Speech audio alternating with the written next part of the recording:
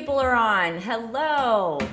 And that's just the beginning. So we may start. Good evening, everybody. I am Liz Stadtlander, aka Liz Lander. I had to actually change that name because somebody else had it.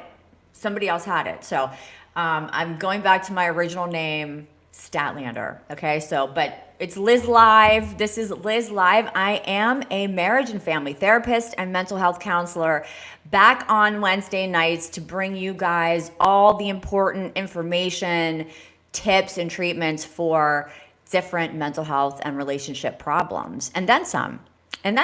So I love the topic tonight of overthinking because it is such a common problem. And nowadays, when I look up, do research, like what's the number one mental health problem facing people right now, overthinking takes the cake. It's number one on the charts. Like it's a smash hit. And I think what contributes to overthinking is our very fast-paced life because we're gonna have to deal with the dogs tonight. Because back in the 80s, 90s maybe, we didn't have cell phones, text messages, emails, phone calls bombarding us constantly. So that in itself is very distracting, kind of like my dog. We're going to have to get her over here in a minute. Thankfully, there's only 2 people watching. All right, let me get her now so we don't have to deal with this all night. Just Roxy? That's it. Okay. All right, we're settled. Roxy's, you'll be here. She's gonna join us as the host. Yeah.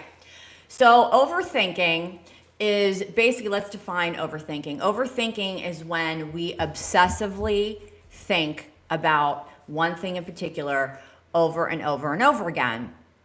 And when we think about obsession or obsessive thinking, basically what it means is repetitive, continuous, consistent thinking about a particular subject with an unfulfilled desire. So, for example, if you are in a conflict with your romantic partner, okay, and you're not speaking, you're going to overthink about that. And I'm going to talk about some cases that I work with where overthinking has been very difficult. And I'm going to talk about some times when overthinking has been difficult for me.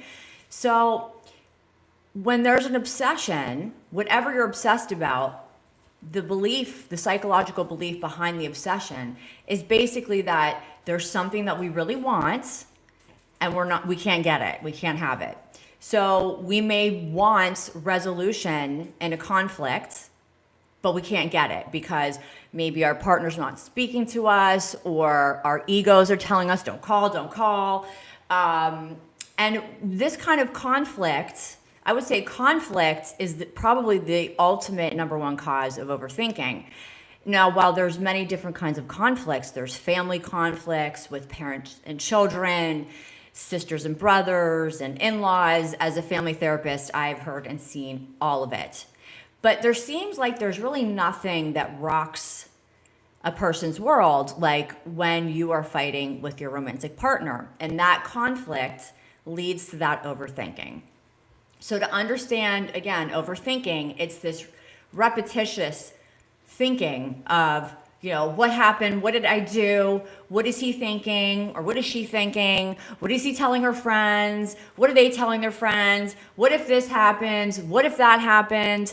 And it really does spiral out of control. And we wind up feeling, really anxious, which is what we talked about last week. And not only do we feel anxious, but in order to quiet our minds and in order to kind of quell the racing thoughts that we get along with overthinking, we may do some unhealthy things to get it to quiet. In fact, most of us will do unhealthy things because most people don't really have the coping skills for dealing with something like this. They don't teach you this in school, and all the things that you can learn from a good therapist, you can't learn in school, which is somewhat of a shame. Because when you learn how to have healthier relationships and you learn how to manage your emotions, then these symptoms like anxiety and overthinking and so many more that we'll talk about won't necessarily happen, or they won't happen as often and they won't be as intense. So we've got overthinking, obsessive thinking. Obsessive thinking can lead to compulsive behavior. Compulsive behavior is repetitive, continuous behavior that you feel like you can't stop in order to get that obsession or that unfulfilled desire to take place, to happen. And it's with overthinking, there's always a lot of forcing your will and wanting to control a situation. And we all know the old saying that the only thing we really can control is our own behavior and our own responses. What other people may be thinking, it's none of our business. We can't control it. We can't control it. We can try. I've tried, believe me. We certainly can do that, but it doesn't really work. So I think the number one premise to be able to get a hold of your overthinking is to have a perspective and an understanding that you accept that I am one person. I am not God. I am not a magician, and I can't control or stop or change what my romantic partner or anyone else for that matter is thinking. You just have to accept that. And this is very difficult because the ego and the mind wants to control your life and what's going on so badly that it will just keep going over and over and over a certain situation that feels out of control. And it will also lead to analyzing, and I would say over analyzing the situation. We kind of, some people go so far as to really go a little out there and create almost these fantasies about what other people are probably thinking. They create these fantasies because they want it to work on, on their behalf. Like, oh, I know he hasn't called me in 5 days, but I know he's thinking about me every minute. Well, I mean, if he was really thinking about you every minute, he probably would have called in 5 days, right? But nobody wants to hear that, but that's, 9 times out of 10, that's the reality. So my lovely producer, Mika, who I think she's watching, I have to put my glasses on to see comments. Let's see what's going on. Top chat. Okay, yes. Okay, I got stuff going on here. Okay. Can you shout me out? I sure can. Okay, I'm going to shout. Let's shout out, and then we'll get back to overthinking. Okay, this is fun. Okay, top chat. Brienne Cisneros. I'm shouting you out. Heidi Makonda, I'm shouting you out. Dog of Doom, 81. Come on, you guys are killing me with these questions. Let's see who else is here. Amal K is here. And I'm not sure who else is here, but welcome everybody. So the topic is overthinking for anyone who questioned overthinking. So I'm going to talk a little bit about some instances that I've had with overthinking. And I've had it with romantic relationships. I've had it with work. I'll probably do it, when I turn this show off, I'll probably think, was I good? Did I say everything I wanted to say? Do people like it? What if they don't like it? Maybe they won't watch again.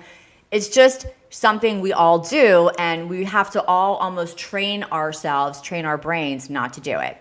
So let's talk about a story about Liz where it debilitated me.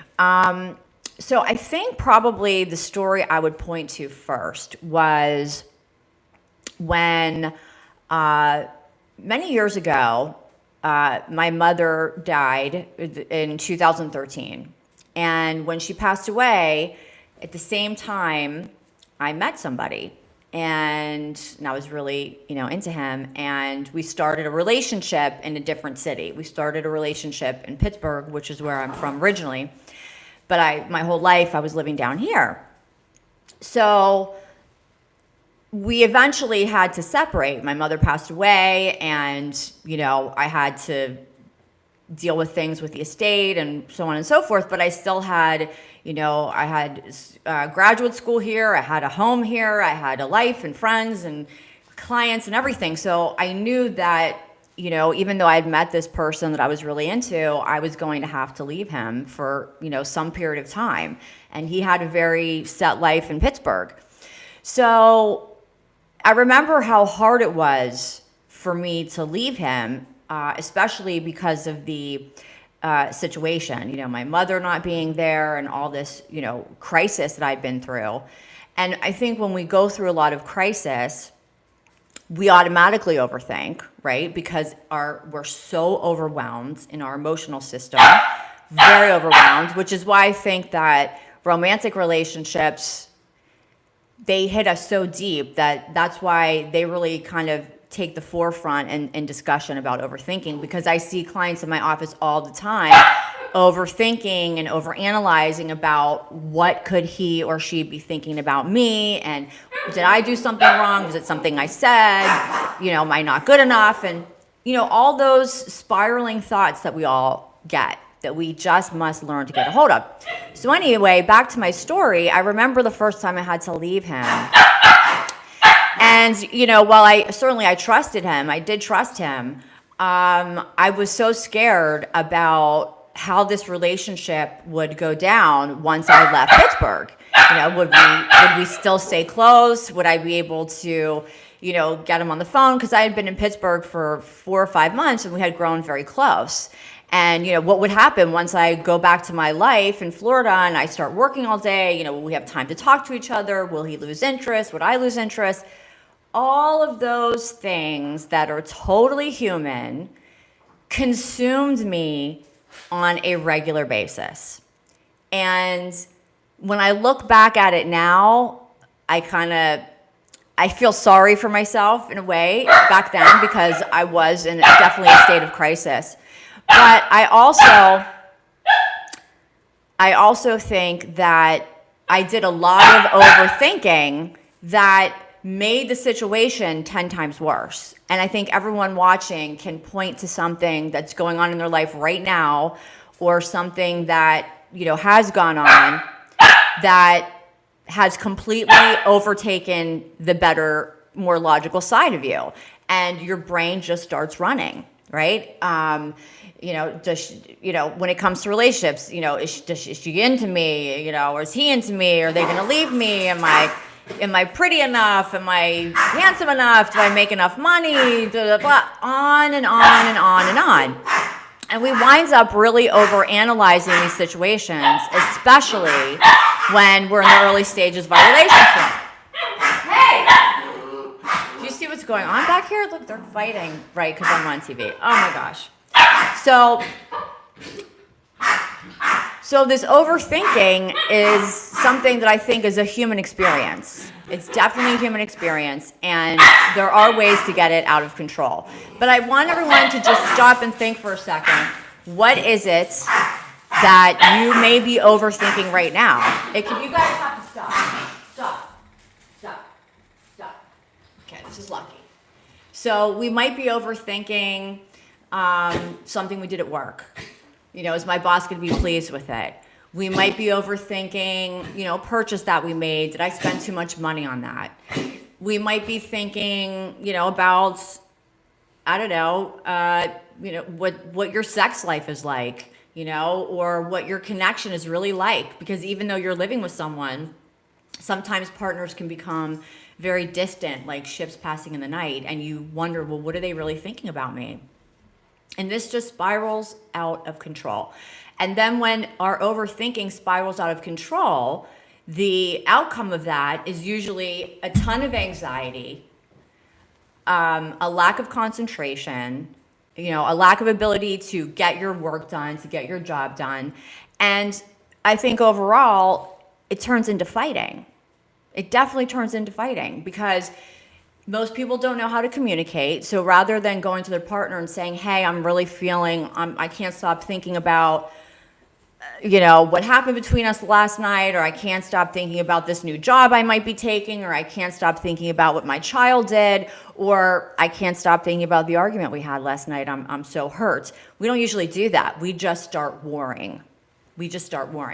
So overthinking is, while it's so common, and it's such I think, a very human condition of our ego, which is, I'll explain what that is for those of you who don't know, that it gets completely out of control and then it starts spilling into our lives, our relationships, and we're not even getting our work done. We're sitting all day obsessing and overthinking about these different conflictual situations that we have in our lives.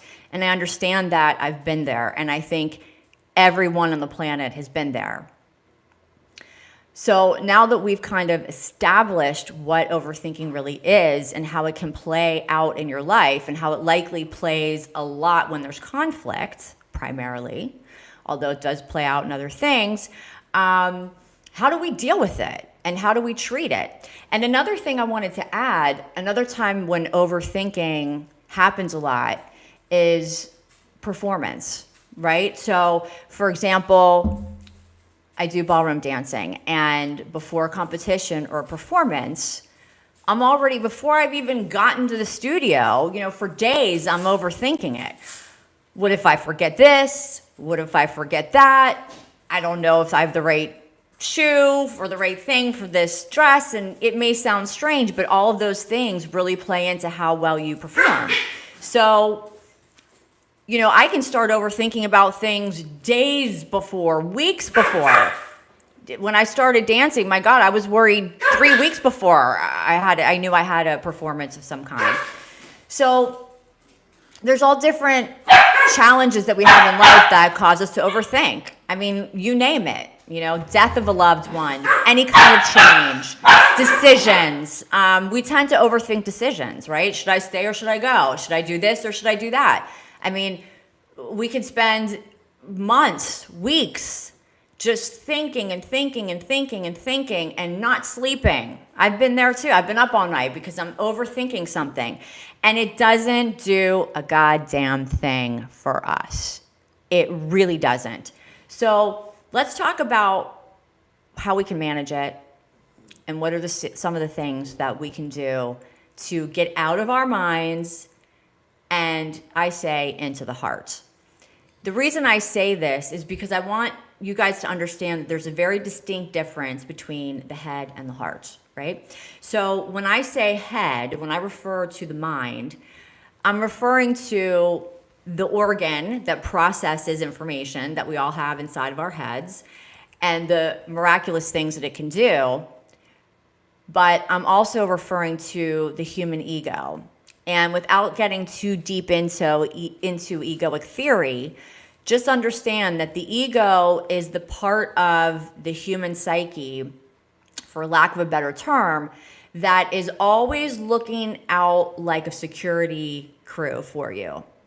And so your ego, the egoic mind, is like running out in front of you. He's got security cameras behind you and on the periphery and looking at everything going on around you to make sure that you are safe. And if the ego detects any vulnerability or any danger in what you're doing, it's going to start sending you all kinds of negative thoughts. That's never going to work out. He doesn't really love you. She doesn't care about you. She doesn't think you're good enough for him. He doesn't think you're good enough for you. Your boss is going to hate that project, because the ego just wants to protect us and wants to make sure that we don't get hurt. But this human process is quite often overfiring and overworking because we create patterns of thought that are called neural pathways in the brain. And if you're really interested in learning more about that and how that is connected to overthinking, you got to buy my new course. It's on my website, $9.99, and you can learn all about how the neural pathways work, how we build them in our brain, how overthinking builds these pathways, and what we need to do to get rid of them. It'll change your life. And in the course, I also have a map for mapping out a problem. Okay, and I can maybe even go through that tonight so that when you get the course, you'll understand how to do it. And it's very, very helpful. So number one, for treating this, for managing it, is we have to understand that overthinking does not work. We also have to understand that the part of our brain that's overthinking is not necessarily working against us, although it feels like it, but it's actually just trying to protect us. So once you become aware of that, when you start overthinking, you can catch yourself in the moment and say, okay, brain, I'm good. You can quiet yourself down. And sometimes people even name the overthinking process. Like they'll say the barking dog, or I have this little barking dog that loves to go barking off in my head when I'm confronted with a decision or a conflict. You can give it a name, you can do whatever you want, but recognize it. Recognize the ego mind as something very different and separate than the consciousness that is you. So human consciousness is not so much just about thinking, but it's also about awareness of all of our physiological responses. And I would even say awareness of how energy and emotion moves through our body. So we are not just a mind. We're not. We are much more than that. And how to define what more we are, I'm not getting into all that stuff, but let's just say you have an egoic mind and you have your soul consciousness. And your soul consciousness is always knows the truth. We don't listen to it, but it always knows the truth. So we have to learn when we're overthinking how to tune out the egoic mind and tune into what I call the heart, which is the center of human consciousness. So you're thinking, okay, Elizabeth, great. What does that mean? How do I do this?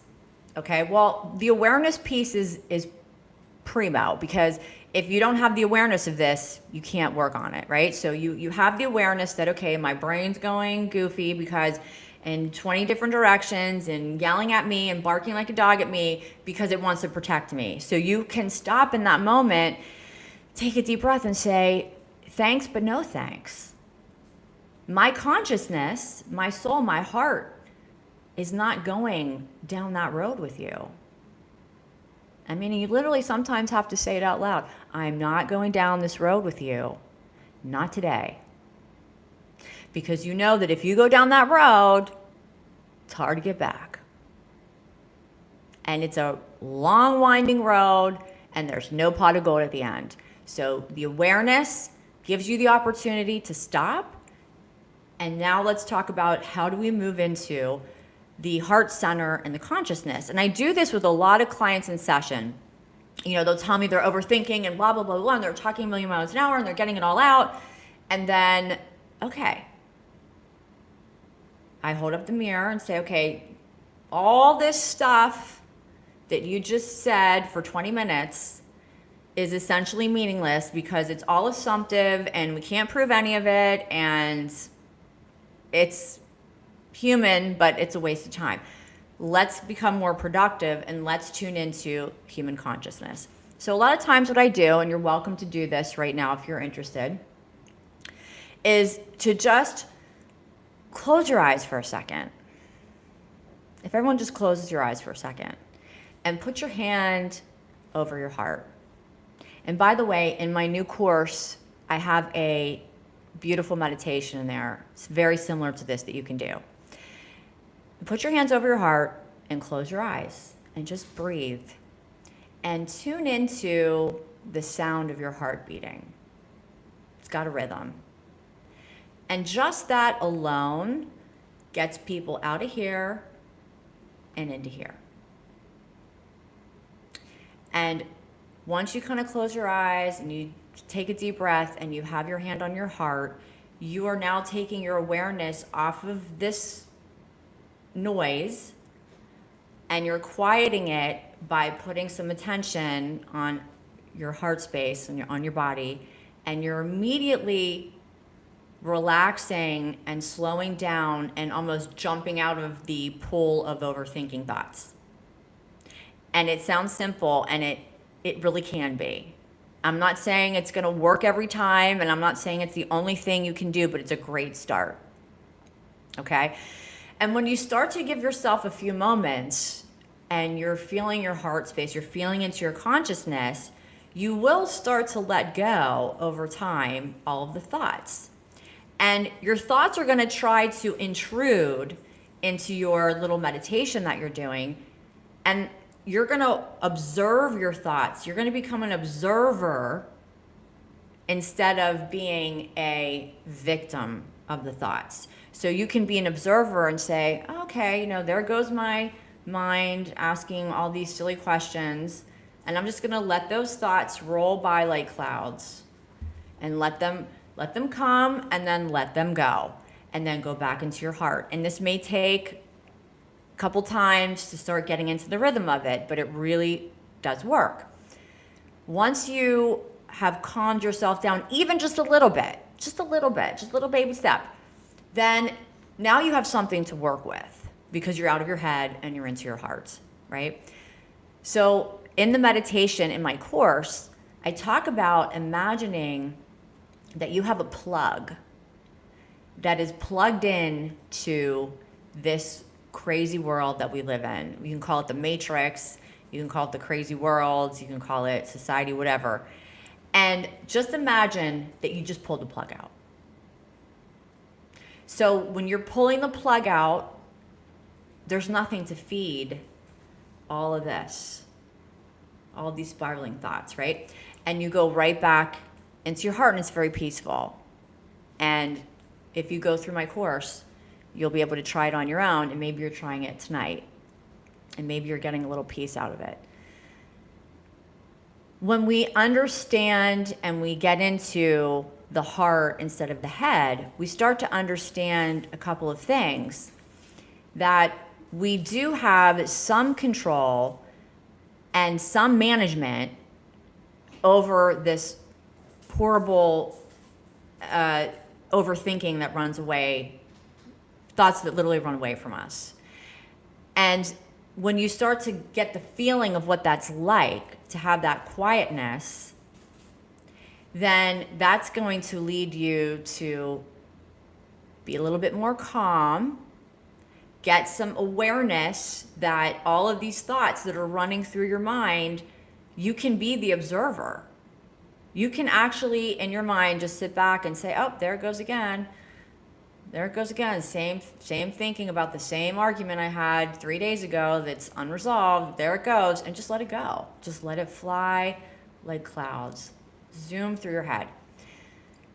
The other thing I really recommend is once you can connect to that consciousness, you have to think about taking some action, doing some things that require you to be present. And that's essentially what this little meditation or any meditation will do. Even just closing your eyes for 10 seconds and putting your hand on your heart, it's essentially slowing down your thoughts.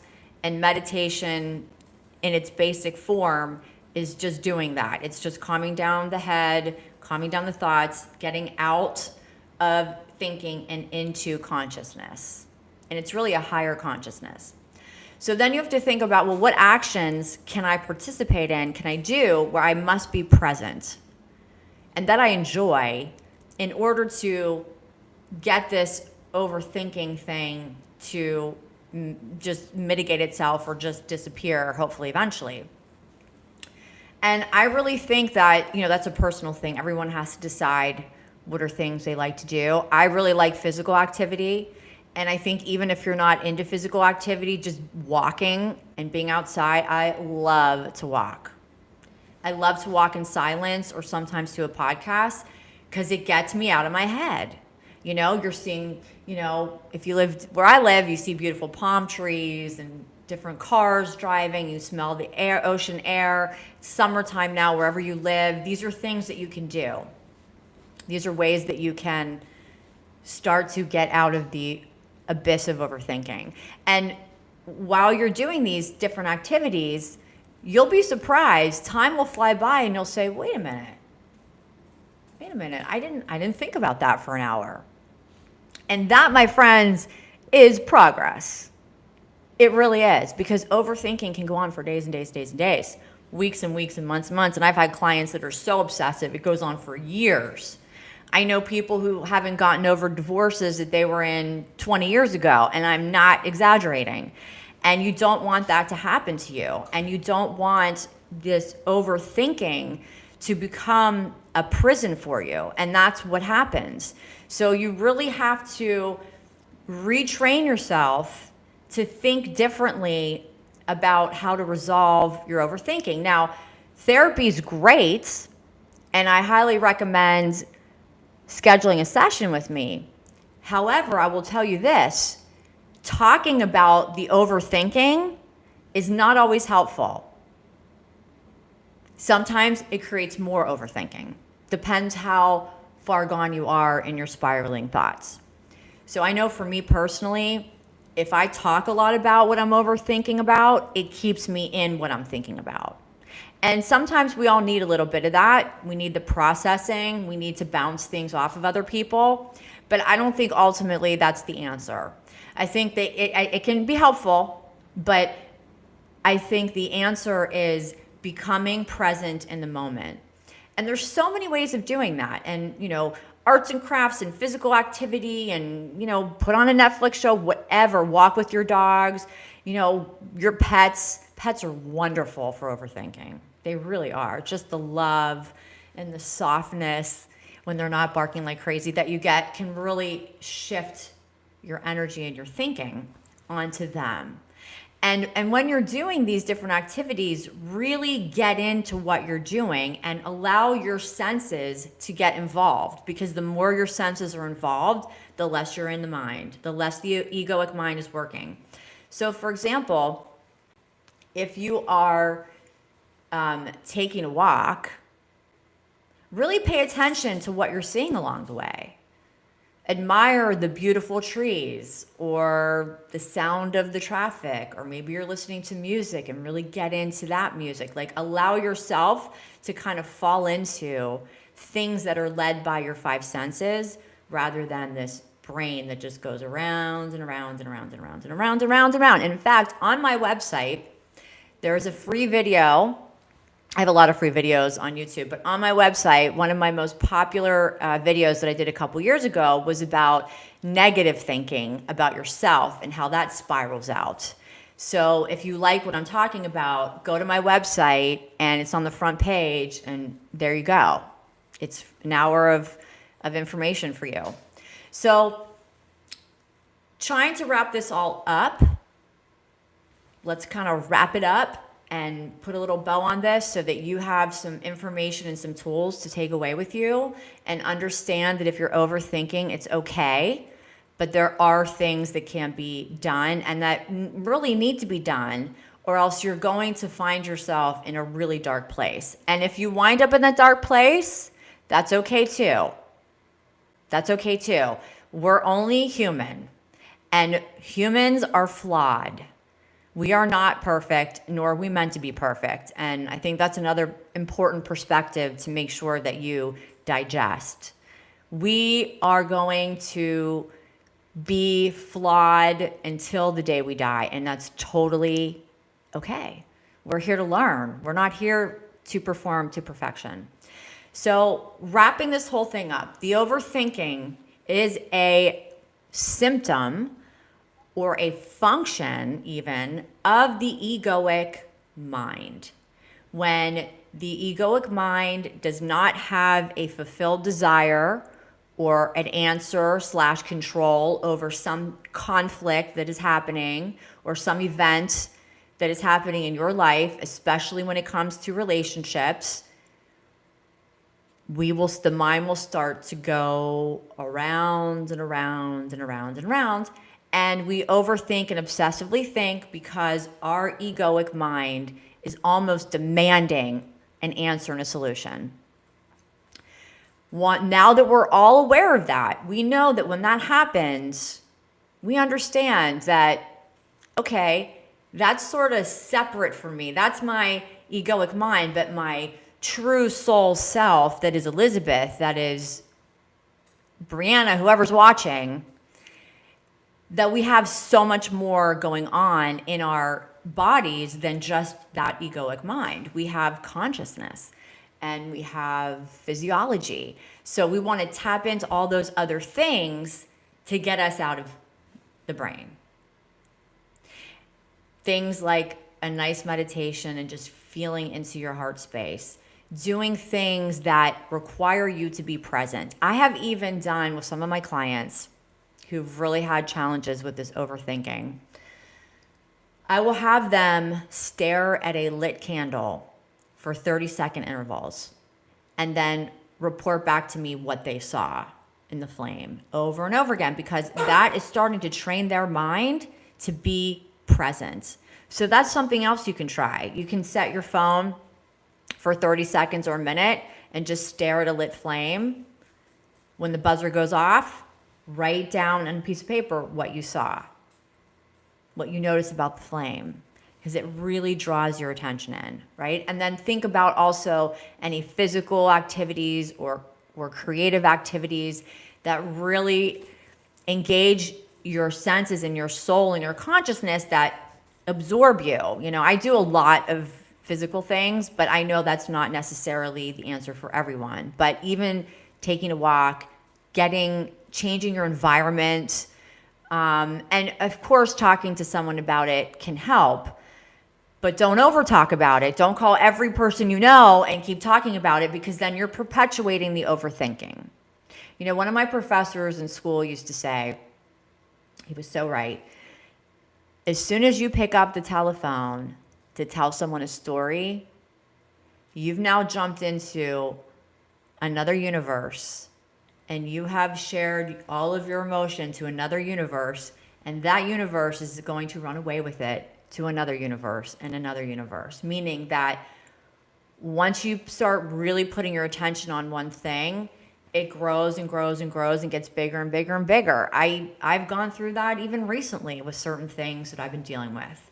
So it's really important to understand that we can be the observer of our overthinking thoughts, and we can thank our brain for looking out for us, but we can say no thank you, because we're going to learn, we are training ourselves how to become present. And eventually, when you get really good at this, you can start even replacing some of those, very common patterns of thinking that you have with all new patterns of thinking. And that you will need a therapist for. So definitely give me a call if you're ready to create some new neural pathways. So I hope that this little, 35 minutes or 40 minutes or so was helpful. I think there's some really good information in here. I think that you can watch this and rewatch it as often as you want. And I could almost guarantee you that if you really listen to what I'm saying, it's going to be helpful to you. And don't be afraid to be creative and find things that require you to be present that maybe I didn't mention. I didn't mention music. I didn't mention going to an art gallery. I didn't mention, doing an outdoor sport. I mean, there's just so many things. But the more of your senses that you can engage in, sometimes cooking is very calming for me, because again, it involves my intuition, my sense of smell, my sense of taste, my hands chopping, mixing, stirring, doing different things that pull me out of my head. So I want you guys to go onto my website and get this course. It's only $9.99. It's yours forever. It's not going to take you 4 days to do it. You can probably read it in a half an hour and just keep it with you and reread it and reread it and reread it. And you can learn in that exercise how to map out your problem. So I will actually have a diagram where you can write your overthinking issue in this little bubble, and you can take it from there. So I thank you very much for watching and joining me tonight. It was a pleasure. I'm going to see quickly if there's any questions that I can answer for anybody. Let's see. Hi, Pat. What should I do when my wife doesn't make me a sandwich? Well, I'm not sure I can answer that. I'm not sure this is the right place for that question, but I'm just going to skip it, or it's not really relevant. Okay. And can I ask what kind of therapy? Well, if you're asking what kind of therapy I do personally, my training and my background is in postmodern theory.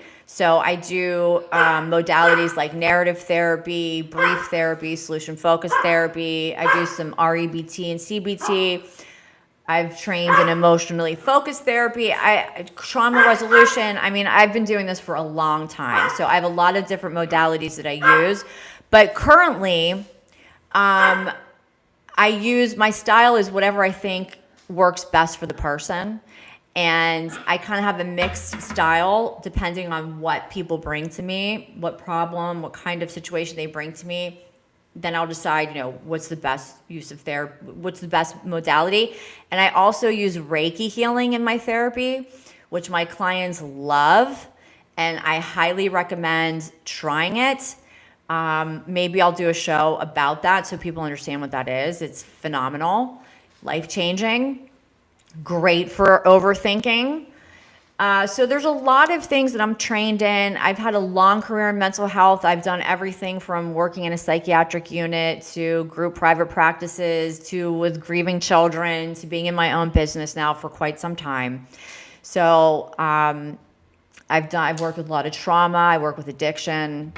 So I have a very wide range of experience. And so thanks for asking those questions. And I'll be back here Wednesday night. Share this, like this, subscribe to my station. It really helps, and it makes me able to provide more and more information and get more and more people the help that they need. It's free and it's really useful. So I thank you. Please share, like, get notifications, and call for your session. I cannot wait to meet you. And on my website, which is right here in the bio, actuation-counseling.com, hit online courses and you'll see overthinking and anxiety courses are up there. And there's a live course on living with the narcissist coming up in June. So you may want to sign up for that because there's limited spacing. So you can purchase everything through the website. Thank you guys. Have a wonderful night. And I wish you lots of luck in getting your overthinking under control. I'll see you next week, everybody.